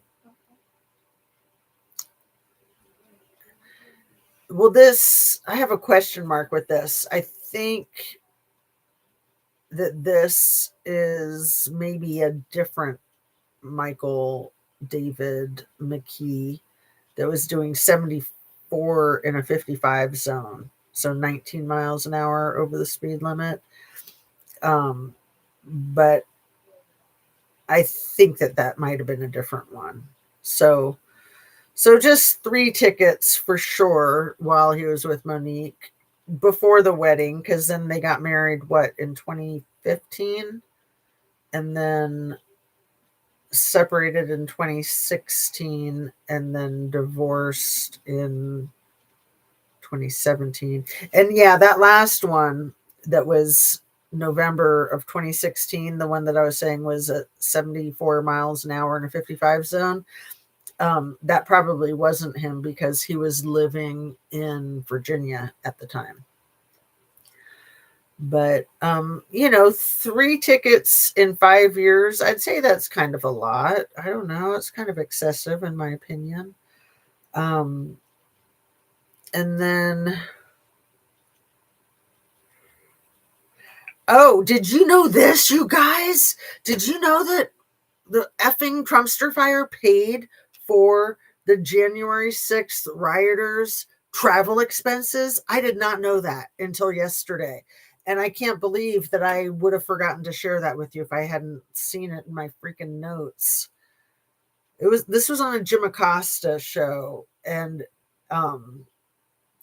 Trump paid travel expenses for many of the January 6th rioters. That son of a bitch. I know, Annabise. I never had heard that. And Jim Acosta, I would guarantee you that it's accurate. He's not going to talk about it if it's not accurate, if it's not vetted completely.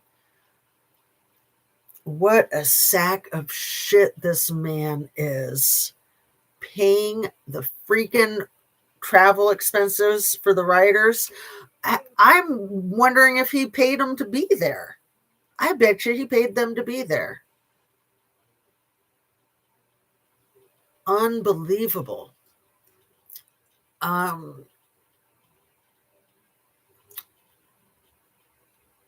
Yes, in Arizona is where you saw the Bozo the Clown. Yeah, I was really glad to get that information about douchebag Donnie Two-Dolls paying the travel expenses for the January 6th rioters. But I'm like, how has 5 years passed and I never heard anything about that? 5 years. Oh, but he didn't have anything to do with it. Exactly, Annabise. Exactly. Piece of crap, man. So I wrote this note about Donnie Two-Dolls being so addicted to the drama. And this was probably from something from the Jim Acosta video that I was watching. I'll link it up in the description. It wasn't my own thought. It was from somebody's video, and I'm thinking it was probably from Jim Acosta, since that was what I was just referring to. That he's so addicted to the attention that he gets from the fires that he sets. He's not so much like a pyromaniac, but he loves to see the fire engines coming in, metaphorically. I thought that was just brilliant. So I wrote that down. I hope I was able to disseminate it good enough to you guys. But I mean, doesn't that make a lot of sense that that's who he is? He's so addicted to the drama, addicted to the attention. He sets fires to get a reaction, loves to see the fire engines rolling in. I mean, that's all he does all day, every day, and all night, every night. And it was just today I heard MF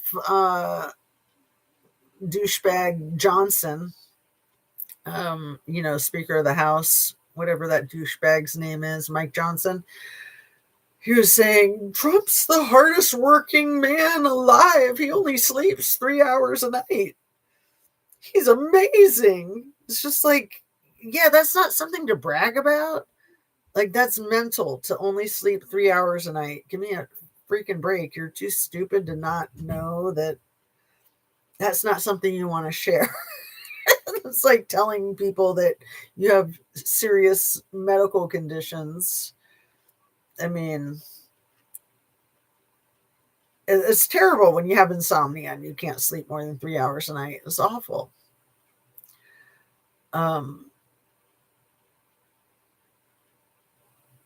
So I guess there's like an Article 2, Section 4 that I wanted to look up that could maybe take the president and his administration out of office. What is this?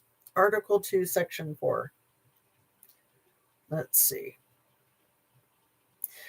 Can Article 2, Section 4 take the president and his administration out of office? Yes, Article 2, Section 4 of the U.S. Constitution provides the legal basis to remove the president, vice president, and other civil officers, including cabinet members, from the office through impeachment and conviction for treason, bribery, or other high crimes and misdemeanors. This process involves a House vote to impeach and a Senate trial for removal. Key details. I'm serious. We need to focus on this.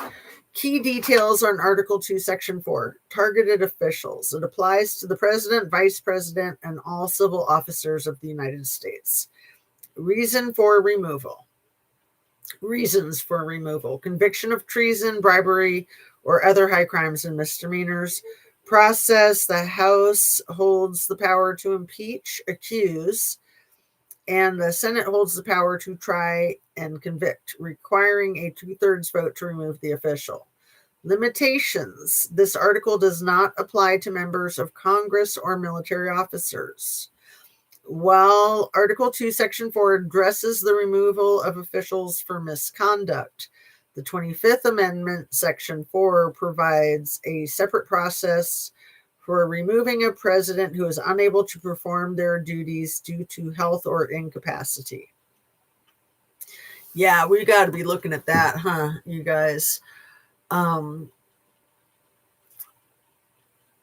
one has ever said that before that I know of. Yeah, the thing about Donnie Toodles paying for all the rioters to travel to DC.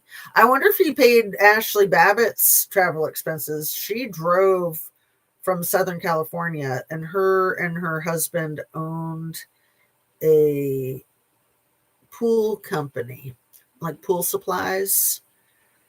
And I think they were doing pretty well financially.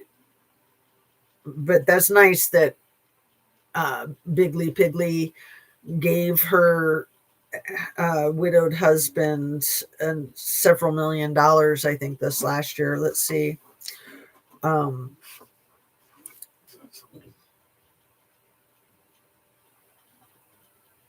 How much did Trump pay Ashley Babbitt's family?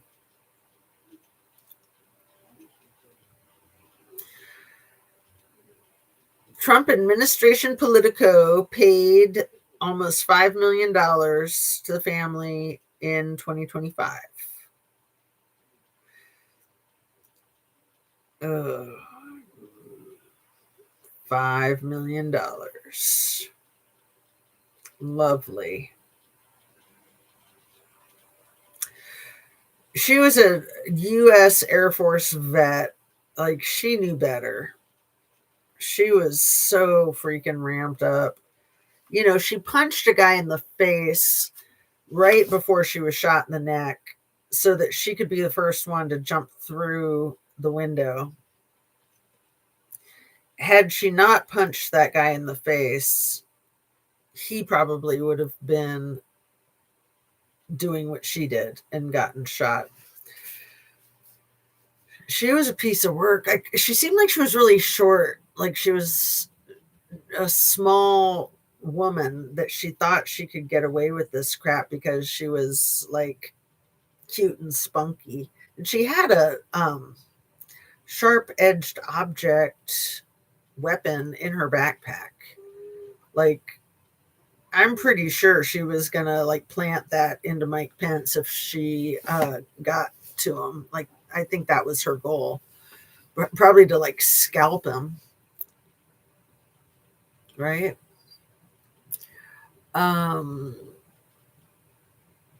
He is so evil. Mike Johnson looks like a Keebler elf. Mike Johnson is such a piece of crap. Unbelievable. He's such a loser. Him and Marco Rubio, and JD Vance, like, they're all just so spineless. Like, Biggly Piggly has their freaking balls and jars in his medicine cabinet, doesn't he? God.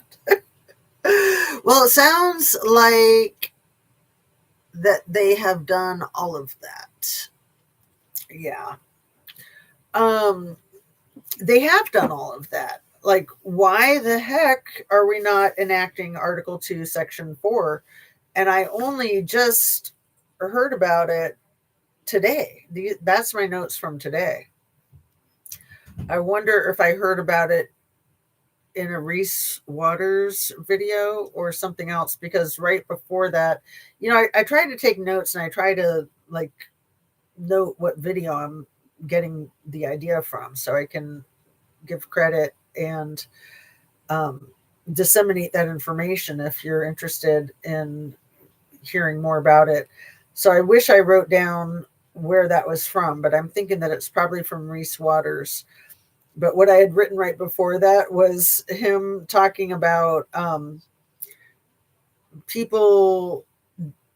Now they're talking about paying content providers like huge piles of cash to pretend that they're pro ICE. And the funny thing is that a lot of these content creators will pretend that they're pro ICE for free because they're just that stupid and they're such sycophants. And it's not they're really pro ICE, but they're just trying to appease their God. Or as Reese Waters put it, to get digital pats on the head. I thought that was hilarious. Digital pats on the head.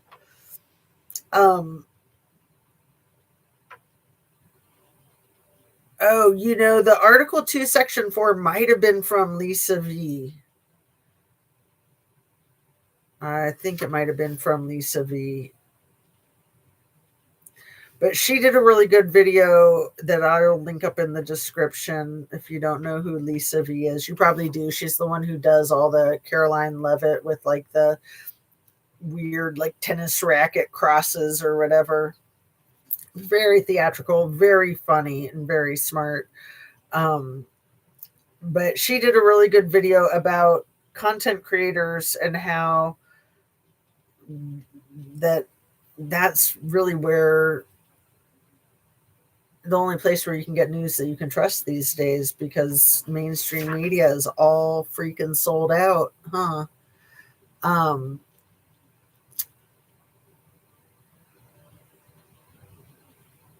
And Stephen Miller is Voldemort, spelled wrong, I know. Yes, I've seen her. Yeah, Lisa V. You're probably one of the people that told me about her, because it was some viewers of my channel that were like talking about her before I knew who she was.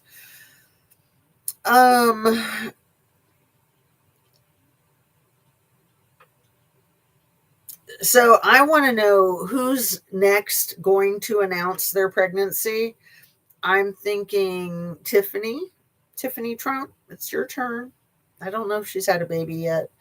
But it's just like when a few months ago you had Don Jr. announcing his engagement to the daughter of Jeffrey Epstein's old banker friend.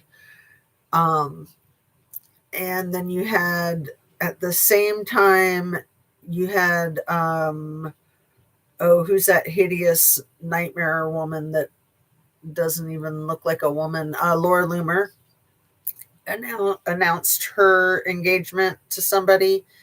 And then there was a third one all at the same time. But again, it was just like another distraction. But I want to know who that third one was. Let's see. Laura Loomer, Don Jr., and who else announced their engagements? Announced her engagement, as did Don Jr. and a third MAGA person.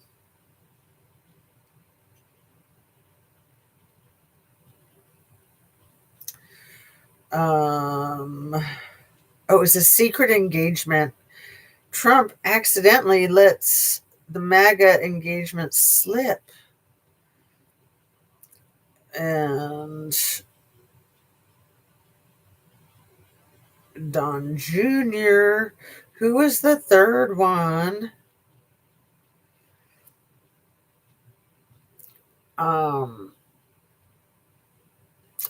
I think the third one was MTG, Marjorie Taylor Greene, and her disgusting fake journalist boyfriend, Brian whatever his name is, Brian Glenn or something. Marjorie Taylor Greene's engagement to Brian Glenn. Yeah, Brian Glenn. So, yeah, it was like mid-December. All three of them announced their engagements at the same time. I think it was on a Friday. And it just seemed like another distraction. Now we've got Usha Vance, Katie Miller, and who's going to be the third one to announce their pregnancy? Gross. And who's impregnating them? That's what I really want to know. Probably Billy did. Oh yeah, the thing with Lysandra V. That's what she goes by, Lysandra V. So,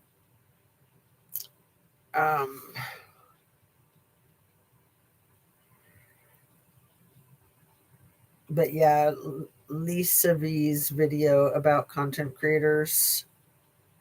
I mean, really, as silly as it is being a content creator for YouTube, I mean, I think it's good to take yourself with a grain of salt, even if you're a big channel. I mean, you're still basically like a citizen journalist. You're documenting on video rather than like a Substack writing. A lot of the content creators, I think, are doing more of the Substack writing. But that one Substack writer, Ellie Leonard, the one who found or had a subscriber who found that one email about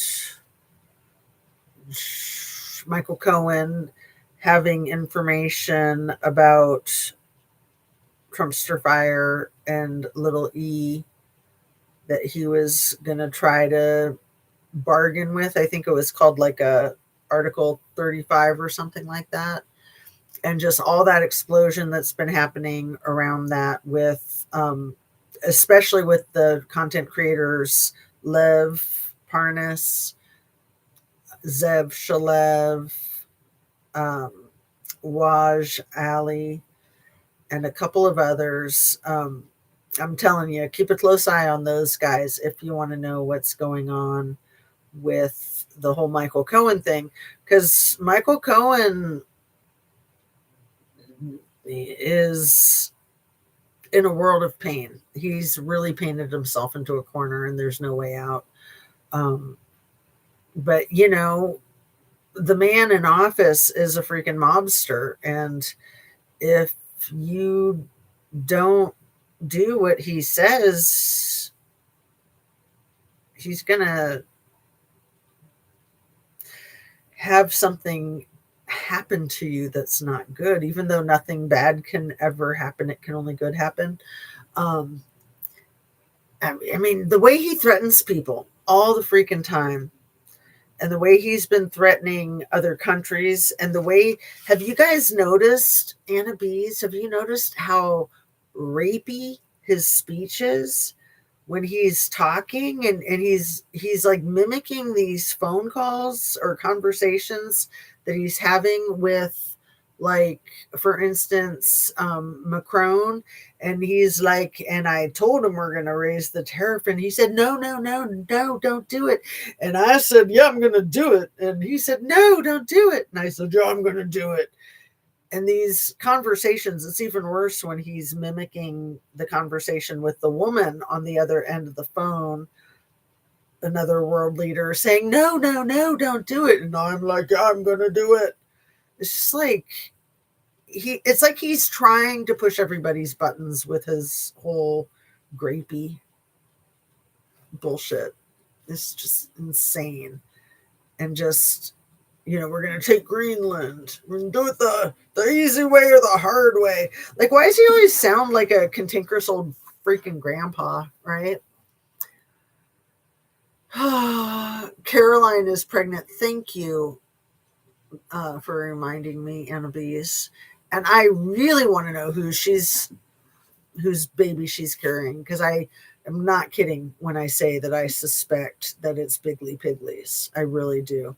I don't even believe that her first baby is really the biological kid of the guy she married. I just, something tells me that she is so freaking in love with the president.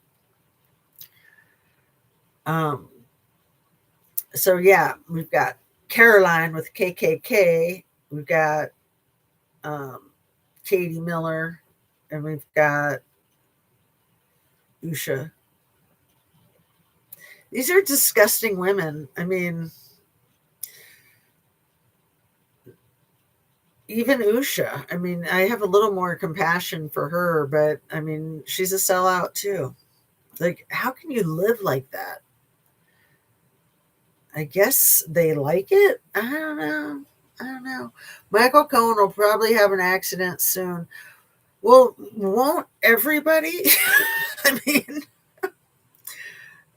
I don't want to say it, but if I say it, I'll jinx it. I mean, I really think that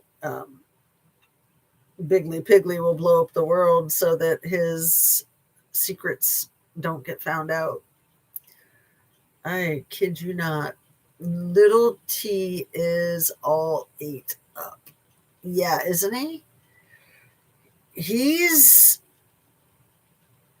like, he's on his last leg. I know I've been saying that for a long time, but like my mom, when she was on her last leg, she was on her last leg for a very long time, a very, very, very long time. And I mean, she was a fighter. She was a fighter. She was a rebel. And, you know, and I mean, I'm not comparing her to Biggly Piggly because she's nothing like him, but he's a fighter. I mean, he lives to fight. That's all he does. That's all he enjoys. That's who he is. He just wants to fight. Who was it? It was Gavin Newsom who said, like, he's like a T-Rex. He's either going to mate with you or consume you. I was just like, that's pretty much it. I mean, and that's classic personality disorders, is that they only know seduction. They only know how to get into your pants. And if that doesn't work out, then they want to kill you. So, you know, I guess we can bring it right back to where we started with the Tepe murders, Red Roms. Mike McKee, also a malignant narcissist, obviously, if he did what it looks like he did. And you know, it's sort of like Biggly Piggly when he's like, can you believe this guy beat me? Referring to Joe Biden, because Joe Biden's not like a manly man. He's not like your brawny paper towel dude. I can only imagine how Mike McKee would have thought that Spencer Tepe was so much less macho than him that he just couldn't believe that Mo was with this guy that, you know, he's kind of goofy and kind of effeminate. And I say that in a very complimentary way. I think Spencer was adorable. He was super tall too. I mean, like Mike was tall, like 6 feet. And I'm pretty sure Spencer was like 6'4", 6'5". I like tall men. But I think that Monique was really tall. I think she was as tall as her first husband. So, you know, that's sometimes an issue too. I mean, obviously Mike was jealous of Spencer to want to end his life and end Monique's life. And what a freaking horrible nightmare for the families and those kids for the rest of their lives. I mean, it's going to scar that family for generations. I did post yesterday, finally, I posted some pictures that I took at the Tepe's home, that there was like a beautiful little memorial on their front stoop, people bringing like teddy bears and flowers and stuff. And I had put some flowers on their stoop when I saw that. And I took pictures as it was evolving. So I posted those pictures last night on my community tab if you're interested. I thought other people would have posted pictures of their little memorial at their home, but I haven't seen any on YouTube, but maybe on other platforms like Facebook or TikTok or something. If anybody has seen any, let me know. I had been wanting to share them, and so I finally got them up last night. So sorry it took me like a week, and I don't know what it looks like now because I haven't been in Columbus in like a week.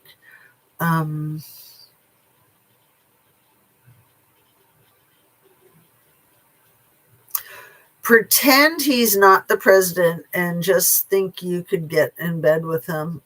Pretend he's not the president and just think, could you get in bed with him? Him and his poop-filled diaper, right? Little T has never been a manly man. No, but he thinks he is. Oh man, I hate the way he talks too. Like when he gets his really deep voice, and it's like a fake voice. It kind of reminds me of that idiot Elizabeth. What's her name? The one who's in jail for doing the fake blood thing. What is her name? Holmes, Elizabeth Holmes. I didn't even need to type it in. I just need to pick up my phone and then my brain starts to work. So I guess Elizabeth Holmes has requested a pardon from Trump. And I think she's in the same prison as Jiz. I wonder if they're friends, right? I like tall men too, and I'm super short. Oh, you are? You look tall in your photographs. You have a big personality, girl. Having his kids was pretty terrible though. I mean, the labor. Yeah, I know. That's awful. I was talking about my husband. Right. I hear you. I figured that that's who you were talking about. That not that you had kids with Trump, right? But yeah, what was I going to say about the height thing? And you know, Trump always says he's like 6'3" or something, but I don't even think he's 5'11", and I don't believe that he was ever taller than 6 feet. You know, I mean, we all shrink as we get older, but I think that he wore lifts in his shoes his entire life. I mean, when you look at him next to people that are like 6 feet, 6'1", 6'2", he's shorter than them. I mean, it's ridiculous. No, I do not have kids with little T. No, never. Not in a million years. Not in a gazillion years. I mean, poor Ivana and Marla. And, you know, I used to have a lot of sympathy for Melania because I thought she was like a prisoner in the first term of his presidency. I was always like, Melania, if you need help, just blink twice. If you need us to come rescue you, just blink twice. But yeah, she seems like she's probably more in bed with Vladimir, with Daddy Vladdy, than she is with Donnie Two Dolls. You know, it was Lawrence O'Donnell who came up with the Donnie Two Dolls nickname, which I like almost as much as Biggly Piggly. But Lev Parnas came up with a really good one too. 2-week Donnie, because everything is in a couple of weeks. You know, I'll get it to you in a couple of weeks. I'll get you that healthcare plan in a couple of weeks. So, all right, time to wrap it up. Oh my God, 2 hours, 10 minutes. Yikes. Sorry to go on so long. I'm just so happy to see you. And I must have started right at 10 o'clock because now it's a few minutes after midnight and turning into pumpkins. It's the 24th. It is Saturday and it is going to be so cold for the next 5 days. I think it's going to get up to 21 day here in the next 5 days, but I think it's more like the next 10 days. It's going to be below 20.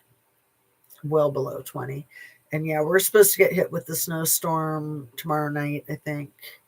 We were actually going to go to Columbus tomorrow. We were going to go to the Children's Museum. They have an amazing Columbus. It's called COSI. What is the COSI for? Because it's like the Children's Museum and Science. But what is COSI? Center of Science and Industry. That's why they call it that. I did not know it was the Center of Science and Industry. I always call it the Children's Museum. It's really cool. Over 300 interactive exhibits and a planetarium, a giant screen theater focusing on science, technology, engineering. Yeah, they have some cool stuff there. We haven't been there in a long time. So we were going to be going tomorrow to celebrate my daughter's birthday that she turned 14 a few days ago. And we have to postpone her birthday because of the weather, and she's devastated. But it's okay because we went out to dinner and got her a ton of gifts and everything. So she'll make it. It's just going to be hard having to figure out a day when we can try to coordinate it again. It took so much organizing. We had 14 people, friends and family, and all for naught. Good night, everyone. I hope you all have a restful sleep. Yes, love to you, my dear. Thanks so much for being here, and see you soon. Have a good weekend. Stay warm. And hopefully we'll see you before the weekend's over. But it's not registering the end stream. Oh no, I might just have to turn off my computer because it's there. It's doing it. Okay. Good night.